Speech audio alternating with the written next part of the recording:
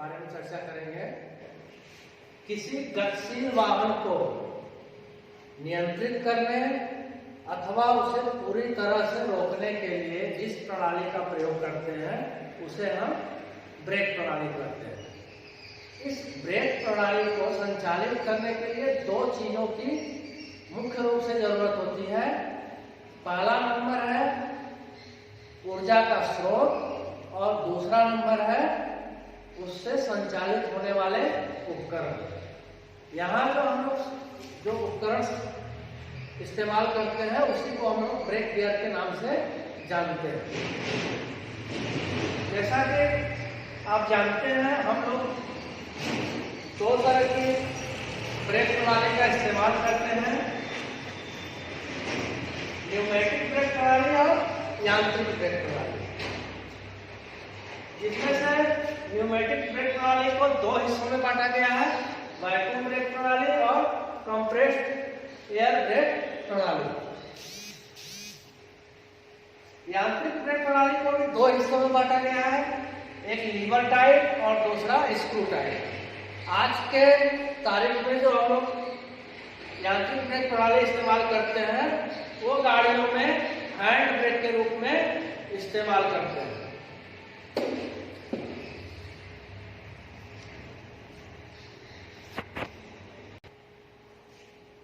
मुख्य रूप से न्यूमेटिक ब्रेक प्रणाली और यांत्रिक ब्रेक प्रणाली।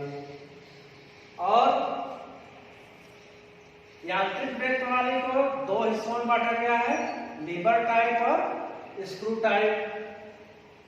अभी हम लोग जो इस्तेमाल करते हैं, पहले हम जो लीवर टाइप का इस्तेमाल करते थे वो फोर व्हीलर जो गाड़ियां थी, फोर व्हील गाड़ियां थी, उसमें हम लोग लीवर टाइप के यांत्रिक ब्रेक प्रणाली इस्तेमाल करते थे। लेकिन जो आजकल हमारे पास बॉक्सन, एशियन, बीटीपीएन, बीआरएन वगैरह ये जो एयर ब्रेक की 8 व्हीलर गाड़ियां हैं उसमें हम स्क्रू टाइप यांत्रिक ब्रेक प्रणाली का इस्तेमाल करते हैं। जैसा आपको हम पहले बता चुके कि एयर ब्रेक प्रणाली को दो हिस्से में बांटा गया है, एक को हम बोलते हैं वैक्यूम ब्रेक प्रणाली और दूसरे को बोलते हैं कंप्रेस्ड एयर ब्रेक प्रणाली। जैसा कि आप देख रहे हैं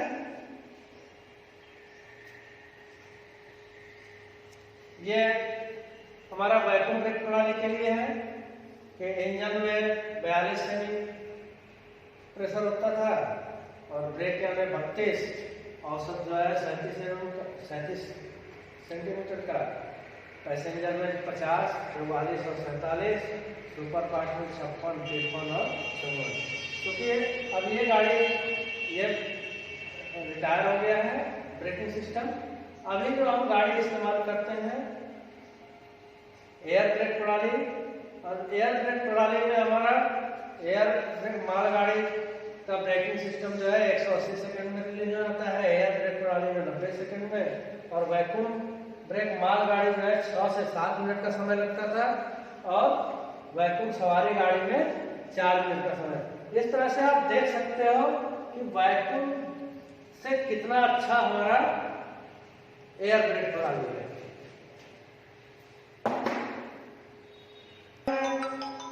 हम लोग सिंगल पाइप और डबल पाइप का इस्तेमाल करते हैं। सिंगल पाइप में हम लोग केवल ब्रेक पाइप का इस्तेमाल करते हैं। मालगाड़ी में आप जैसा देख रहे हो 32 mm व्यास की लोहे की पाइप होती है, उसी तरह से सवारी गाड़ी में 25 mm के व्यास की पाइप होती है। लेकिन सवारी गाड़ी में दोनों पाइप होती है, ब्रेक पाइप और फ्लैट पाइप। मालगाड़ी में हम लोग सिंगल पाइप भी गाड़ी चलाते हैं और डबल पाइप भी। तो जैसा कि आप जानते हो इस पाइप के बीच में एक डर्ट कलेक्टर है जो बीपी द्वारा भेजी गई हवा को साफ करके टीवी तक पहुंचाता है। एक गाड़ी से दूसरे गाड़ी में प्रेशर पहुंचाने के लिए, दोनों गाड़ियों को आपस में प्रेशर को पहुंचाने के लिए जो इस्तेमाल किया जाता है एंगल कॉक और होज पाइप का। एंगल कॉक की विशेषता होती है। इसको हम लोग कट ऑफ एंगल कॉक बोलते हैं।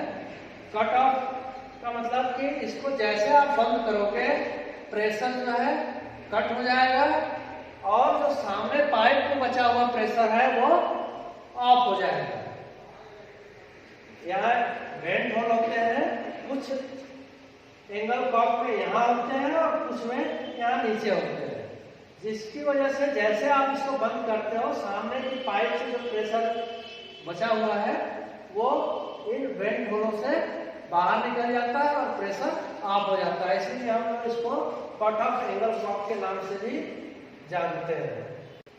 जो दूसरा महत्वपूर्ण हिस्सा है वो है एयर होज का। एयर होज का जो हिस्सा है उसको हम लोग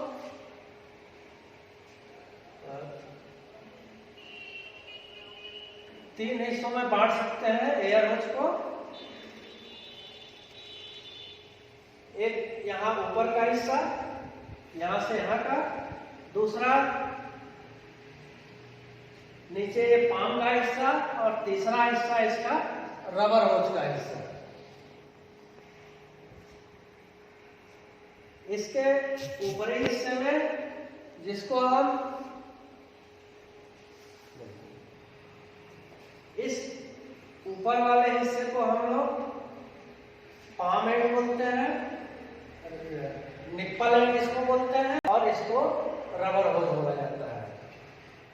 यहाँ एक आप उभरा हुआ जगह पाएंगे जिसको हम लोग रिज बोलते हैं। इस रिज के ऊपर ही एक क्लैंप कसे जाते हैं। जोड़ देने की स्थिति में आपस में जैसे दो होज पाइप को जोड़ दिया जाता है तो इस तरफ से ये जुड़ जाता है।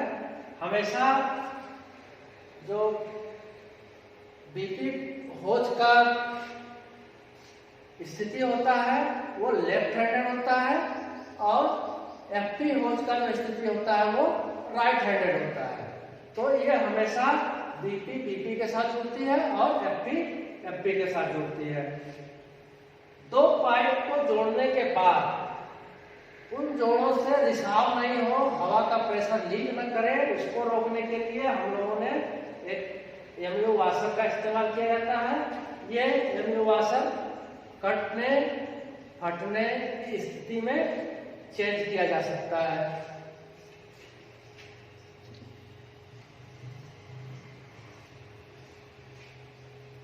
अगला है जो महत्वपूर्ण पुर्जा लगा हुआ है उसको हम लोग बोलते हैं डिस्ट्रीब्यूटर वाल्व। ये डिस्ट्रीब्यूटर वाल्व भी चार्जिंग, एप्लीकेशन और रिलीजिंग का कार्य करता है।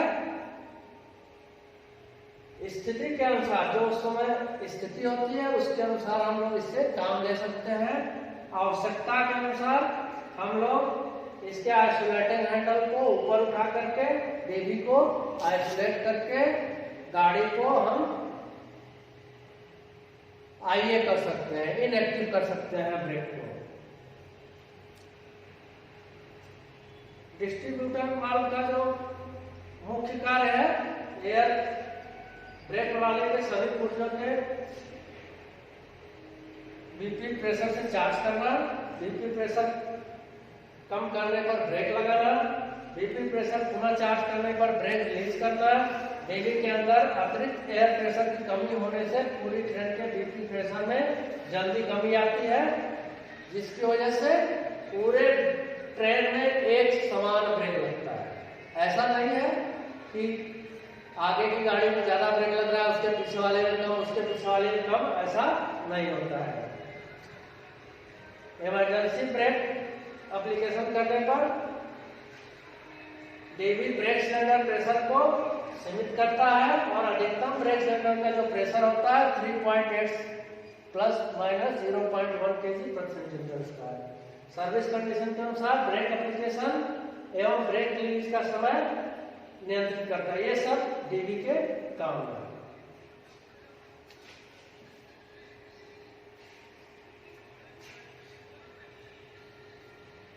आप यहाँ देख सकते हैं आजकल जो हम लोग डीबी इस्तेमाल करते हैं वो दो तरह का डीबी इस्तेमाल करते हैं, C3W डीबी और स्क्वायर डीबी, या जिसको ईके का भी लोग बोलते हैं।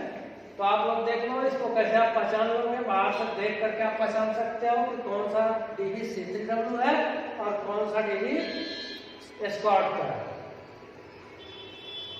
अरे आवाज